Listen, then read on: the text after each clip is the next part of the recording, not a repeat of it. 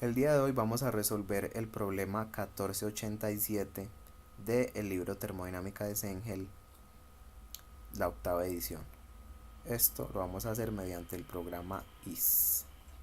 Entonces vamos a mostrar cómo se soluciona este problema. Entonces realizamos este problema mediante los 7 pasos que recomienda el libro de Sengel. Entonces lo primero es leer el enunciado del problema. Entonces tenemos aire húmedo que se debe acondicionar en un proceso a presión constante desde una temperatura de bulbo seco de 39 grados centígrados y una humedad del 50% hasta una temperatura de 17 grados centígrados de bulbo húmedo y 10,8 grados centígrados de bulbo, perdón, de bulbo, 17 grados centígrados de bulbo seco y 10,8 de bulbo húmedo. El aire pasa primero sobre los serpentines de enfriamiento para eliminar toda la humedad necesaria para lograr el contenido final de humedad y luego se pasa sobre los serpentines de calentamiento para alcanzar el estado final. Entonces nos piden dibujar el diagrama ciclométrico del proceso, nos piden determinar la temperatura de punto de rocío a la entrada de cada uno de los serpentines y nos preguntan por el flujo neto, la transferencia neta de calor del proceso en kilojoule kilogramo de aire seco. Entonces el paso 2 es el diagrama. Entonces como vemos tenemos dos etapas, una etapa de enfriamiento y deshumidificación y una etapa de calentamiento. Debemos tener claro que esta etapa de enfriamiento ocurre a humedad específica constante y la etapa de deshumidificación ocurre a humedad relativa constante. Al igual que el proceso de calentamiento ocurre a humedad específica constante. Esto es lo típico en este tipo de problemas. Entonces, partiendo de esto, podemos empezar a solucionar el problema. Ahora debemos realizar unas suposiciones, que en este caso son que el proceso es de flujo estacionario, es decir, vamos a tener un flujo de aire constante de mezcla, para ser más preciso, durante todo el proceso. Además, el vapor de agua y el aire seco son gases ideales. Esto nos va a permitir encontrar las propiedades de cada uno de estos fluidos más fácilmente. Y los cambios de energía cinética y potencial del sistema son insignificantes. Entonces las propiedades físicas que vamos a tratar acá son el balance de energía, balance de masa de agua y balance de aire seco. Todas estas ecuaciones se sacaron del libro de termodinámica de Sengel, octava edición. Entonces, bueno, en este caso ya sabemos pues que la energía, el calor, va a ser igual al flujo másico de aire por la diferencia de entalpías al principio y al final del proceso, estado 1 y 4, menos el flujo másico de agua por la entalpía del agua. De manera similar, el balance de masa y el balance de masa de agua va a ser igual el flujo másico de agua al flujo másico de aire por la diferencia de humedad específica en los estados iniciales. Y esto es lo que decíamos del flujo estacionario. Bueno, entonces los datos que nos dan son una atmósfera de presión, que la pasamos a kilopascales por facilidad de cálculos, una temperatura de 39 grados centígrados, esto es bulbo seco, y esto lo debemos llevar, perdón, una temperatura y una humedad relativa de 50%, y esto lo debemos llevar hasta una temperatura de bulbo seco de 17 grados centígrados y una temperatura de bulbo húmedo de 10,8. Entonces el paso 5 y 6 son propiedades y cálculos. Esto mediante el programa lo podemos hacer al mismo tiempo. Entonces el punto 1 nos dice que debemos dibujar el diagrama ciclométrico del proceso. Para esto es necesario definir cada uno de los estados. Entonces los primeros estados que podemos definir son el estado 1 y el estado 4, ya que son de estos estados que tenemos propiedades. Entonces comenzamos por el estado 1, donde mediante la temperatura, presión 1, que va a ser la presión de todo el proceso, y la humedad relativa, encontramos lo que fue la humedad específica de la mezcla. Todo esto lo podemos hacer mediante el programa, definimos la propiedad que queremos y en términos de las propiedades que tengamos. Entonces encontramos mediante estas mismas propiedades de temperatura y humedad relativa, humedad específica, entalpía, volumen específico y temperatura bulbo húmedo, que son las propiedades que se ven en el diagrama ciclométrico.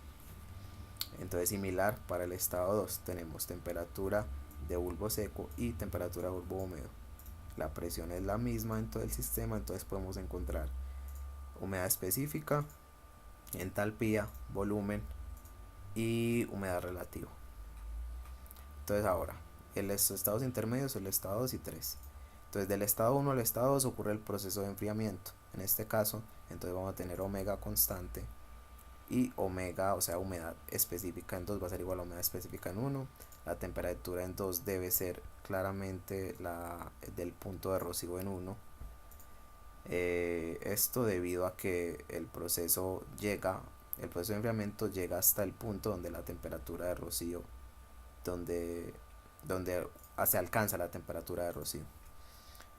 Entonces vamos ya teniendo estas dos propiedades, podemos hallar humedad relativa, punto de dew point o temperatura de punto de rocío, que debe ser igual a la del estado 1, entalpía, volumen y temperatura de bulbo húmedo. Ahora en el estado 3, al igual, similar a el caso anterior, va a ser omega constante, o sea, esta es la etapa de calentamiento, se refiere a la etapa de calentamiento, donde tenemos humedad específica constante. Entonces tenemos esto, y la humedad relativa es igual a la del estado 2, es decir, estos dos procesos ocurren a humedad relativa constante, como ya lo veremos lo explicamos al principio y lo veremos en el diagrama ciclométrico.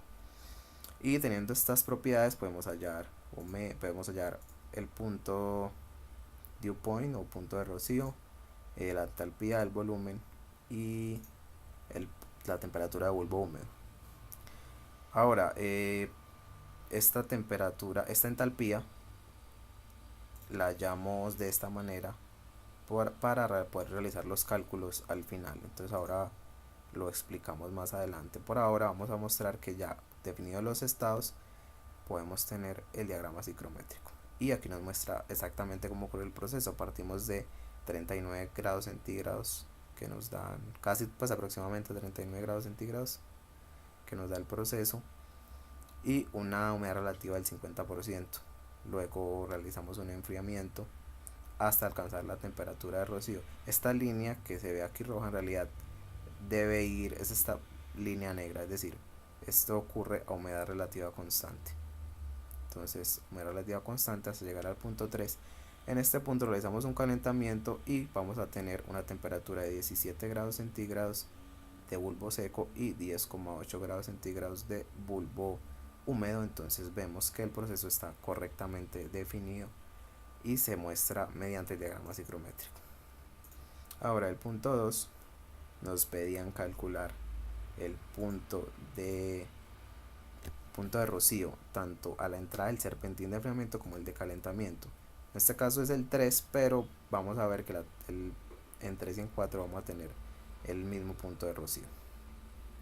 Entonces vamos a las variables y como vemos el punto de rocío es igual en 2 y en 3. Entonces en 1 la entrada del serpentín es 26,67 grados centígrados y en 3 es 5,29 grados centígrados, que es la entrada del serpentín de calentamiento.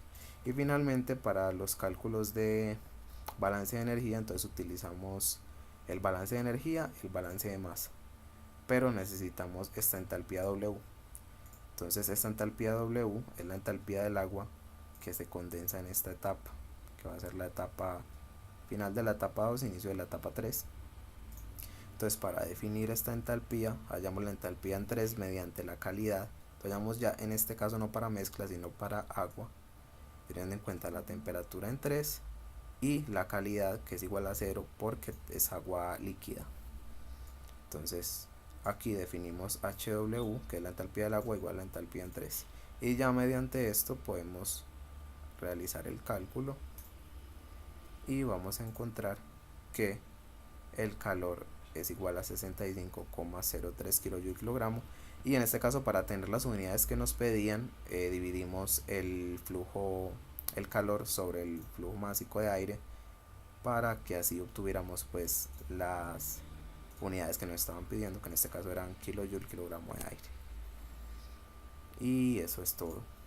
Entonces ya para concluir, pues en el diagrama ciclométrico observamos que el proceso se lleva a cabo como es de esperarse, es decir, tenemos un enfriamiento con deshumidificación. El enfriamiento ocurre a humedad específica constante, la deshumidificación a humedad relativa constante y el calentamiento a humedad específica constante como es de esperarse en un proceso de este tipo. Es claro que es de esperarse también que la temperatura de rocío sea mucho mayor acá, en este punto, que en el punto del serpentín de calentamiento debido a esto. Y esto se puede ver en los resultados. Vamos a mostrar aquí los resultados, donde vemos que esto es lo que ocurre exactamente. Y finalmente, pues este sistema de aire acondicionado nos proporciona, o mejor dicho, da un flujo, pues elimina un flujo de calor de 65,03 kilogramos de aire seco y una humedad de 0,01673 kilogramo por minuto por segundo de agua. Y así es como se soluciona este problema.